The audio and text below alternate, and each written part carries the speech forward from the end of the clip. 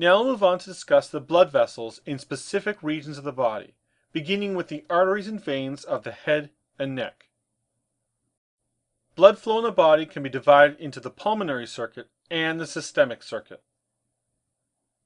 The pulmonary vessels include the pulmonary artery and the pulmonary veins, as well as the pulmonary arterioles which surround the alveoli of the lungs.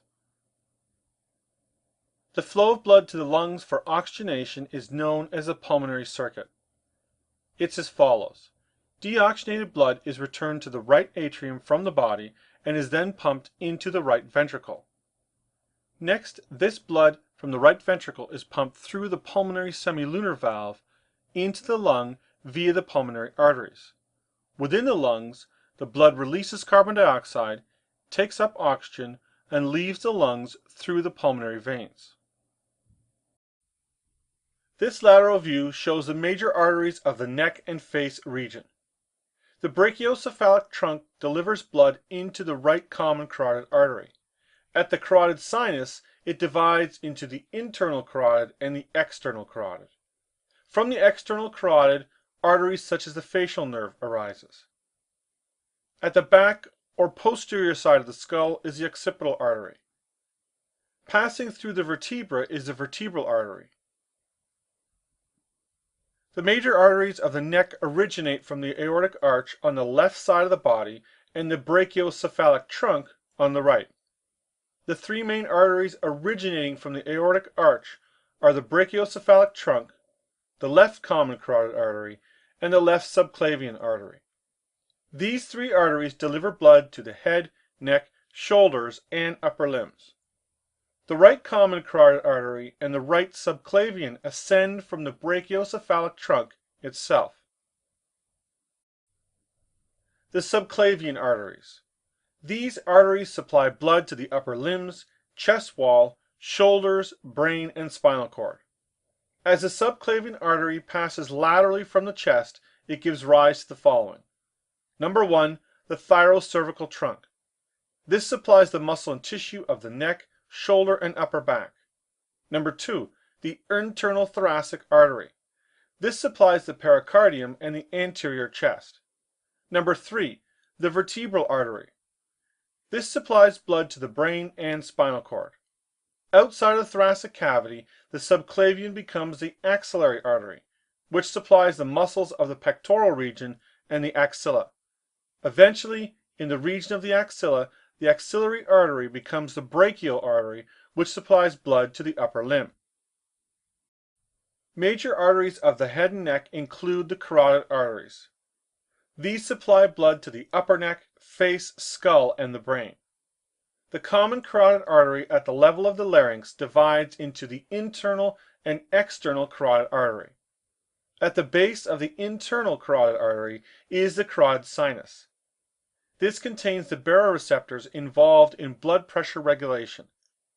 The external artery supplies blood to the neck, pharynx, larynx, the lower jaw, and the face through the facial artery. The internal carotid delivers blood to the brain along with the vertebral arteries. At the level of the optic nerve, the internal carotid artery divides into the ophthalmic artery, anterior cerebral artery, and the middle cerebral artery. The arteries of the brain. The major arteries of the brain include the anterior cerebral, the middle cerebral, and the posterior cerebral, and the regions they supply blood to are depicted in this image.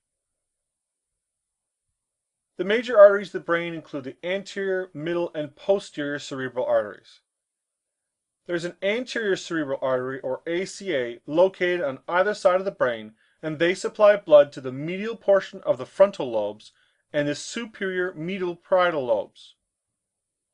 The middle cerebral artery, or MCA, supplies blood to the majority of the cerebrum, including the majority of the lateral surface of the hemisphere, portions of the frontal lobe and the temporal lobe, and the basal ganglia and internal capsule. The posterior cerebral artery, or PCA, supplies blood to the occipital lobe of the brain, and it arises near the intersection of the posterior communicating artery and the basilar artery. The brain has a unique vascular structure known as the circle of Willis, or the cerebral arterial circle. This is depicted in this inferior view of the brain vessels. The cerebral arterial circle is made up of the anterior cerebral artery, the anterior communicating, the posterior communicating, and the posterior cerebral. This encircles the infundibulum and the pituitary gland. The anterior cerebral, posterior cerebral, anterior communicating, and the posterior communicating arteries make up the circle of Willis. At this circle of blood vessels, the carotid arteries and the basilar artery are interconnected. This interconnection allows the brain to be supplied from more than one major source, and this ensures that the blood supply to the brain can continue if there's a blockage in either the carotid or the vertebral blood flow. The tremendous blood supply of the brain is delivered through the following veins to the brachiocephalic and eventually the superior vena cava. Blood from the temporal region is drained by the temporal vein. There are major sinuses in the back or posterior region of the brain: the superior sagittal sinus, the inferior sagittal sinus, and the straight sinus. These deliver the venous blood to the sigmoid sinus. Blood from the occipital region is drained through the occipital vein. Blood from the vertebral region and other regions of the brain is drained through the vertebral vein. The venous drainage of the brain's cerebral hemispheres includes the superficial cerebral veins, which then deliver the blood into the superior and inferior sagittal sinuses. The sinuses converge at the sigmoid sinus, and they exit the skull as the internal jugular vein. The vertebral vein drains the posterior surface of the skull and the spinal cord. These then empty into the brachiocephalic vein.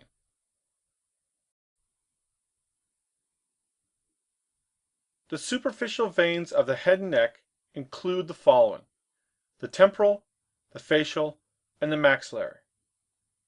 The temporal and maxillary veins drain into the external jugular, whereas the facial vein drains into the internal jugular vein.